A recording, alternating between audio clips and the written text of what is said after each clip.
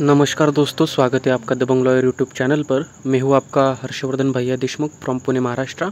और आज का हमारा टॉपिक है द इंडस्ट्रियल डिस्प्यूट एक्ट 1947, उसका इंट्रोडक्शन और इंडस्ट्रियल डिस्प्यूट का मीनिंग क्या है, और इस एक्ट का द इंडस्ट्रियल डिस्प्यूट एक्ट 1947 के ऑब्जेक्टिव्स क्या है, इसके बारे में आज हम इस वीडियो में जानकारी लेंगे। तो सबसे पहले इंट्रोडक्शन है। The Industrial Dispute Act 1947 is a crucial piece of legislation in India that aims to regulate industrial relations and provide a mechanism for resolution of disputes between employers and employees. तो जो industrial dispute act 1947 है वो एक crucial है, एक important law है, जो कि उसका जो एम है क्या है, उसका एम, उसका objective to regulate industrial relations and provide mechanism, एक मैकेनिज्म प्रोवाइड करना, एक प्रोसीजर बताना फॉर रिजोल्यूशन ऑफ डिस्प्यूट्स। किसके लिए? डिस्प्यूट रिजॉल्व करने के लिए। और डिस्प्यूट किन दो चीज़ों में होगा? एम्प्लॉयर्स और एम्प्लॉय में। ठीक है। एम्प्लॉयर्स मतलब जो कि वर्कर्स को हायर करते हैं, और एम्प्लॉयज़ मतलब जो कि खुद वर्कर्स होते हैं। The primary objective of the act are to maintain peace and harmony in the industrial sector. अगर पीस और हार्मोनी इंडस्ट्रियल सेक्टर में नहीं होगी तो कुछ मतलब संभव ही नहीं है। अगर डिस्प्यूट्स हो गए तो बहुत सारी दिक्कतों को आम आदमी को भी सामने जाना पड़ेगा, मतलब कॉमन पीपल पर भी उसका इम्पैक्ट होगा। इन the industrial sector promote prompt and fair settlement of industrial disputes and protect the interest of both employers and employees. तो यहाँ पर इस एक्ट के माध्यम से एम्प्लॉयर्स एंड एम्प्लॉयज़ दोनों के इंटरेस्ट को सिक्योर करने का काम ये एक्ट करती है या उसमें मदद करती है। तो ये था द इंडस्ट्रियल डिस्प्यूट एक्ट 1947 का इंट्रोडक्शन, एक जान पहचान। तो इंडस्ट्रियल डिस्प्यूट्स है क्या? What is the definition of industrial dispute? An industrial dispute is like a disagreement or conflict between the employer and the workers or among the workers themselves. तो यहाँ पर इंडस्ट्रियल डिस्प्यूट का मतलब सिर्फ यही नहीं कि एम्प्लॉयर्स और एम्प्लॉय में डिस्प्यूट है, यहाँ पर वर्कर्स के बीच में भी डिस्प्यूट हो सकता है। एम्प्लॉयर और वर्कर के बीच में तो आमतौर पर हमको पता है, लेकिन वर्कर्स और वर्कर्स के बीच में भी यहाँ पर डिस्प्यूट हो सकता है।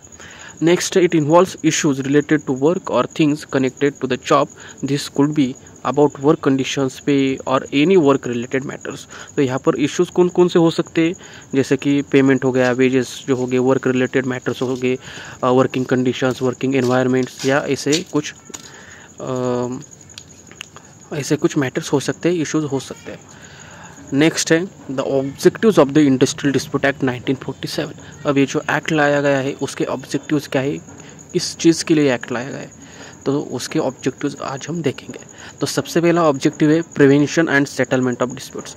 तो यहाँ पर द एक्ट सिक्स टू प्रतिबंध industrial disputes and when they arise provides mechanism for their speedy and effective resolution.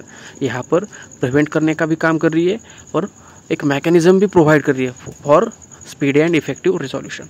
This includes provisions for negotiation, conciliation and adjudication, जो कि अल्टरनेटिव डिस्प्यूट रिजोल्यूशन के क्या है, मतलब फॉर्म से या modes of settlement of dispute है।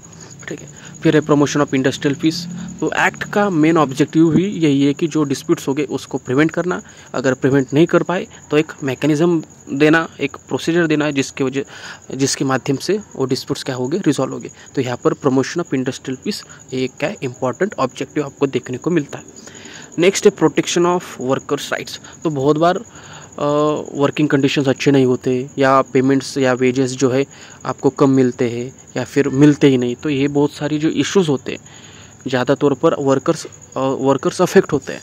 तो यहाँ पर वर्कर्स के जो राइट्स है, उसके जो हेल्थ के भी सोशल हेल्थ है, या फिर और भी कुछ जो इश्यूज़ है उसके रिलेटेड वर्कर्स के राइट को प्रोटेक्ट करने का काम ये एक्ट करता है। Regulation of layoffs and retrenchment. The act regulates the conditions under which employers can lay off or retrench workers, ensuring that such actions are carried out fairly and providing compensation to affected workers. अब जो lay off है और retrenchment है वो हम अगले part में देखने वाले हैं। तो यहाँ पर regulation of lay off and retrenchment का भी यहाँ पर ऑब्जेक्टिव आपको इस एक्ट में देखने को मिलेगा। ले ऑफ और रिट्रेंचमेंट के बारे में हम जानकारी अगले वीडियो में देखने वाले हैं। Prohibition of unfair labor practices. It prohibits unfair labor practices on the part of both employers and employees, contributing to a fair and just industrial relations framework. और prohibition of unfair labour practices, अब बहुत सारे unfair labour practices हो सकते हैं unions के related, employees के तरफ से, एम्प्लॉयर्स के तरफ से। तो ये भी हम अगले पार्ट में एक इम्पॉर्टेंट टॉपिक है जिसके ऊपर अलग से हम वीडियो बनाने वाले हैं। तो prohibition of unfair labour practices भी क्या है, एक ऑब्जेक्टिव है इंडस्ट्रियल डिस्प्यूट एक्ट का। तो आई होप आपको वीडियो पसंद आया हो। हमने इंट्रोडक्शन देखा द इंडस्ट्रियल डिस्प्यूट एक्ट का, इंडस्ट्रियल डिस्प्यूट का मीनिंग क्या है उसके बारे में जानकारी ली, और ऑब्जेक्टिव्स क्या है of the industrial dispute act 1947 उसके बारे में भी हमने जानकारी ली। ये नोट्स आपको टेलीग्राम चैनल पर मिल जाएंगे, इसकी लिंक डिस्क्रिप्शन में आपको देखने को मिलेगी। और जो लेबर लॉज के इंपॉर्टेंट बेयर एक्ट्स है उसकी बाय लिंक मैंने भी डिस्क्रिप्शन में दी है, उस पर आपको मैक्सिमम डिस्काउंट मिल जाएगा, वो वहाँ पर जाके आप उसको खरीद सकते हैं। तो मिलते हैं अगली वीडियो में अगले टॉपिक के साथ।